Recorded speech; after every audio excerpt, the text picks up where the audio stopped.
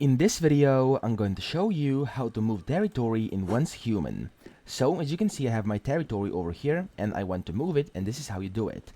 First, you want to enter your build mode, so, in this case, you want to press B on your keyboard, which is the default, and what you then want to do is over here on the left, as you can see, it says to press Z to move territory. So what you want to do is simply press Z on your keyboard, and as you can see, your entire territory now gets kind of this green shade around it, and you can then go to wherever you'd like to go.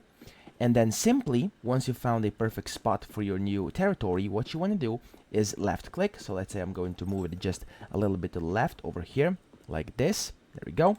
You want to left click, and it says once the relocation starts, all building structures will be moved directly to the new location, while furniture and facilities will be disassembled and saved in your territory terminal vault. Confirm relocate, and as you can see, it has a 10-minute cooldown, as it says over here, and if you agree with these terms, you want to press confirm, and the kind of moving of territory will start. However, if you don't want to do this, you want to press N or click cancel, and this will not happen. So that's it. That's how you move territory in Once Human. In case this video helped you out, please subscribe to the channel and help me out as well.